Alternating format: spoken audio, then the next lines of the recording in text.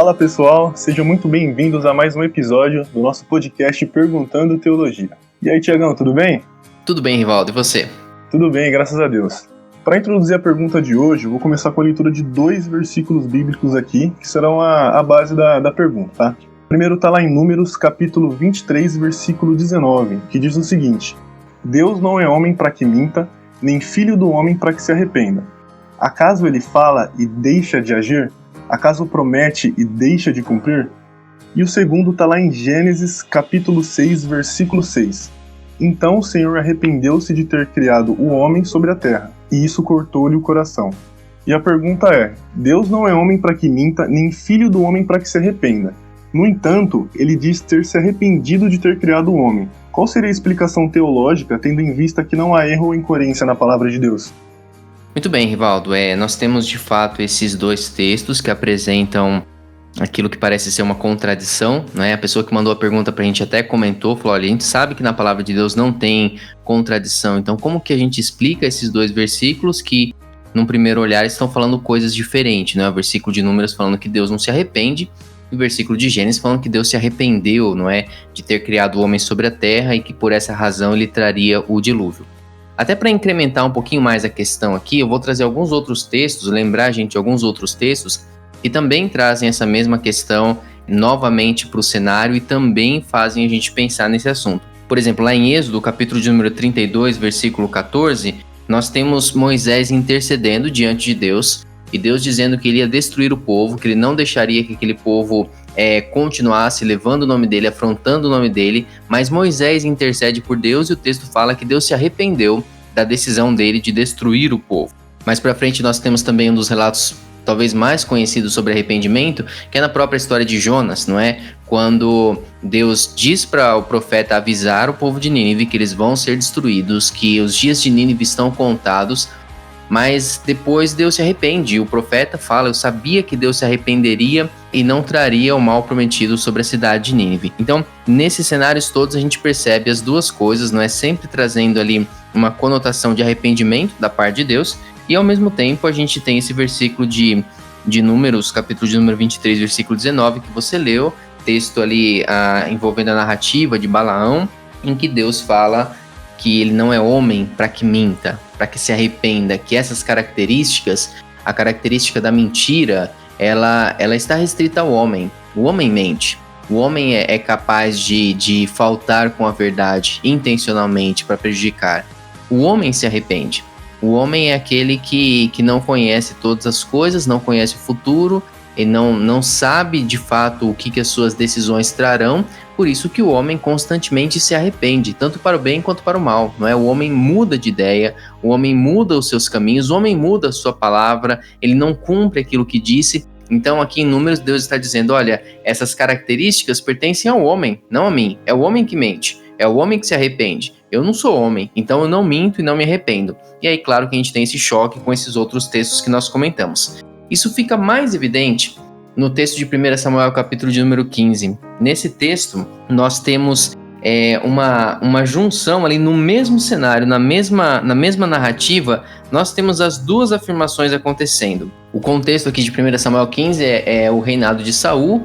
É o momento em que Saul já não é mais aceito como rei aos olhos de Deus, que Deus pede para que o profeta unja o novo homem que ele escolheu para ser rei. E aí nós temos no mesmo capítulo 15 as 2 afirmações. Olha só, versículo de número 10, eu leio 1 Samuel capítulo 15 e diz assim: Então o Senhor disse a Samuel: arrependo-me de ter posto Saul como rei, pois ele me abandonou e não seguiu as minhas instruções. A gente segue um pouquinho na leitura e olha só o versículo de número 28 do mesmo capítulo.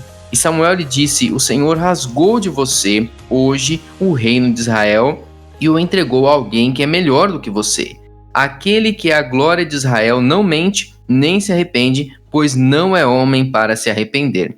Olha o último versículo do capítulo, versículo 35. Nunca mais Samuel viu Saul, até o dia da sua morte, embora se entristecesse por causa dele, porque o Senhor arrependeu-se de ter estabelecido Saul como rei de Israel. Então percebe que nessa narrativa de 1 Samuel capítulo 15, a questão se torna ainda mais enigmática porque as duas afirmações estão para a gente do mesmo livro, no mesmo contexto, no mesmo capítulo, na mesma narrativa, dizendo que o Senhor se arrependeu de uma decisão que ele havia tomado, foi o Senhor quem mandou o profeta ungir Saul, e agora o Senhor está dizendo que ele não mente, não se arrepende, não muda de ideia.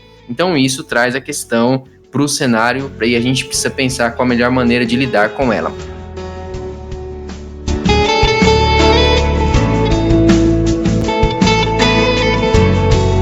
Sempre ao estudarmos Deus, nós precisamos ter a compreensão e a lembrança de que nós estamos diante daquele que é completamente diferente de nós. Isso quer dizer o seguinte: Deus não pode ser captado ou Deus não pode ser resumido à mente humana. Se a nossa mente tivesse plenas condições de entender Deus tal como Deus é, então nós seríamos maiores ou pelo menos iguais a Deus. Mas nós não somos. Deus é infinito e nós somos finitos, tremendamente finitos na nossa capacidade de compreensão. E o infinito não cabe dentro do finito. É por isso que nós não compreendemos mesmo Deus. Agostinho diz que se você compreendeu, na verdade, não é Deus que você tinha diante de si ao estudar. E essa é a verdade. Deus é muito maior do que aquilo que nós podemos compreender. E Deus é muito maior, inclusive, do que a própria revelação que nós temos diante de nós, que são as Escrituras. O que eu quero dizer com isso? É importante a gente tomar cuidado aqui. O que eu quero dizer com isso é que as Escrituras não são um livro para explicar Deus tal como Ele é, porque Deus é infinito. Precisaríamos de uma Escritura infinita para explicar Deus tal como Deus é. As Escrituras são um livro para explicar como Deus é, de uma forma que o homem finito possa entender. É por isso que a nossa Escritura é finita. É por isso que o texto que nós temos diante de nós, ele começa em Gênesis, termina em Apocalipse, mas é um livro finito. É um livro que cabe na palma da nossa mão, falando sobre um Deus que não cabe nem a sombra dele no nosso entendimento. Então, por que isso é importante de ser lembrado aqui? Porque quando as Escrituras estão apresentando Deus, elas estão apresentando Deus de uma forma que o homem possa compreender. Eu sempre falo desse exemplo, quando a gente está conversando sobre esse assunto, que isso é minimamente parecido com nosso comportamento quando nós vamos conversar com uma criança. Então, por exemplo, quando você precisa alertar uma criança para o fato de que se ela colocar o dedo na tomada, ela vai levar um choque, a corrente elétrica vai passar pelo corpo dela, ela pode até morrer, você não diz a verdade para a criança tal como é. Você não diz para a criança, olha, não coloca o dedo ali, porque senão você vai aterrar. E você não diz dessa forma para a criança, você fala, faz dodói, machuca, não pode. Por quê? Porque para a criança, aquela é a verdade que está à altura dela, à altura da compreensão dela. Então perceba, você não falta com a verdade quando você diz que faz dodói, mas você está trazendo a verdade de uma forma que a criança possa compreendê-la. As Escrituras fazem isso conosco. As Escrituras apresentam Deus de uma forma que nós possamos compreender Deus. Uma das palavras que nós usamos para isso é a ideia de antropomorfismo, ou seja, a Bíblia por vezes vai descrever Deus com características humanas para que o homem possa compreender Deus.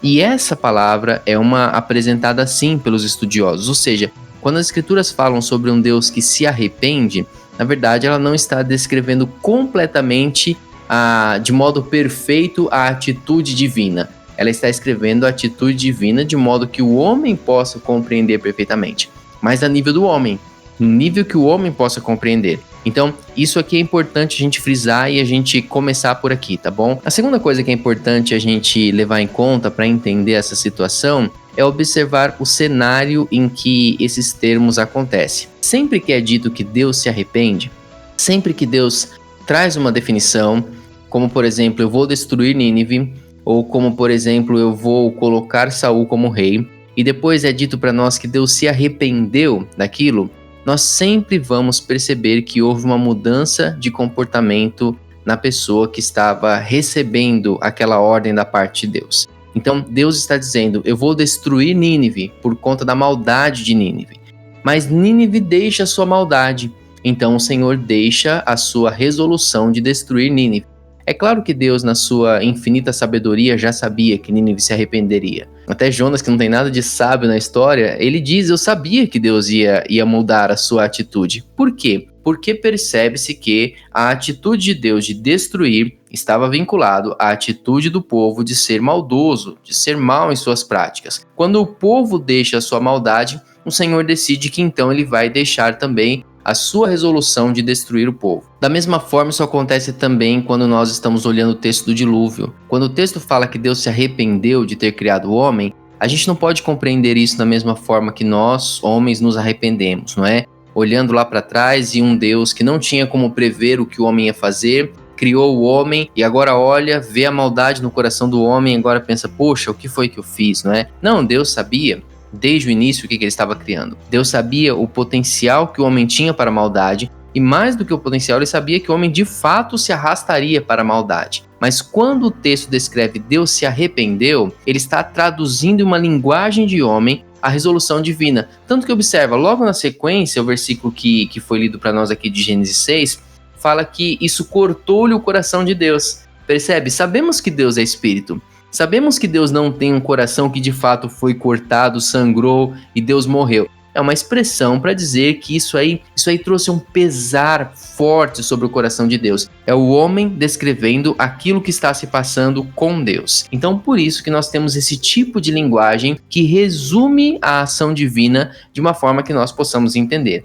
Mas sempre que é dito nas Escrituras que Deus se arrependeu, é porque houve uma mudança no comportamento do homem. A mesma coisa acontece com o rei Saul em Samuel. Deus estabelece Saul como rei e é Deus quem faz isso. Mas então Saul muda o seu comportamento. E por que Saul muda o seu comportamento? O escritor bíblico usa a palavra: o Senhor se arrependeu de ter colocado Saul como rei. Não porque ele viu que lá atrás ele tomou uma decisão ruim, mas foi Saul que mudou o seu comportamento e por conta disso Deus agora muda a sua atitude para com Saul também. Então, essas duas coisas nos ajudam a lidar com a questão. Primeiro, lembrar que o termo arrependimento aqui é uma palavra que descreve Deus num nível que nós possamos compreender, e não uma palavra que esgota Deus no sentido pleno e completo daquilo que Deus é e da forma como Deus está agindo. Segundo, observar que sempre que isso é dito, está acontecendo uma mudança na parte do homem ou dos homens que estão envolvidos naquela resolução divina. A gente pode concluir olhando um texto muito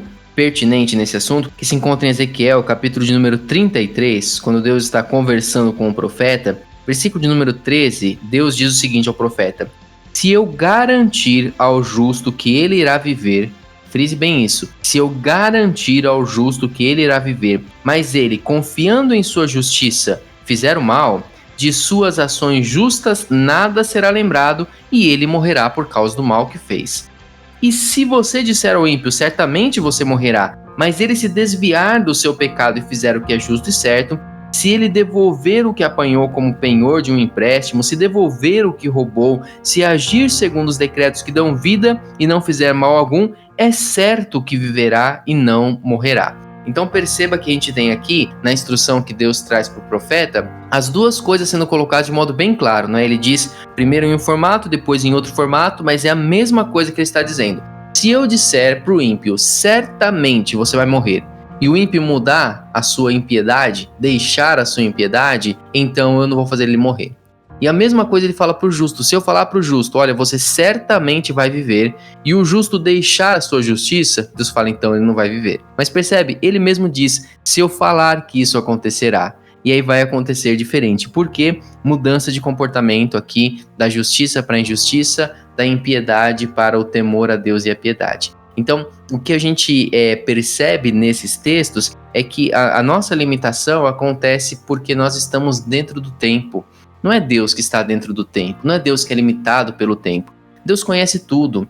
Para Deus, o presente, o passado e o futuro se apresentam para Ele como um instante só. Somos nós que estamos limitados pelo tempo. Então aqui, se Deus dissesse para o justo, olha, você é justo e por conta disso você vai viver, mas na verdade eu sei que lá na frente você vai cometer maldade, então por causa disso você vai morrer, isso certamente mudaria ali, traria toda aquela complicação temporal para a pessoa que está sendo avisada pelo profeta. Então, nós precisamos lembrar que Deus está falando de acordo com um determinado cenário, de acordo com uma determinada postura da pessoa que está ouvindo isso, mas o próprio Senhor deixa claro aqui em Ezequiel 33 que ele pode mudar a sua resolução caso o homem mude também o seu comportamento, né? É nisso que apostam os moradores de Nínive. Mas uma das palavras mais preciosas para mim no livro de Jonas é quando o rei manda que o povo se vista de saco de cinza e todo mundo jejuando, todo mundo pedindo, e ele fala, talvez Deus se arrependa do mal que ele vai trazer sobre nós.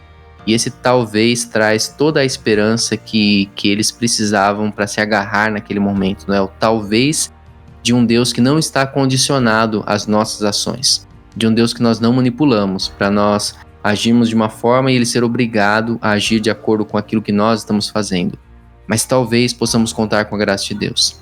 Talvez uma mudança de comportamento da nossa parte esteja já prevista nos planos do Senhor e isso mude a forma como o Senhor está nos tratando ou como os nossos atos mereceriam ser tratados.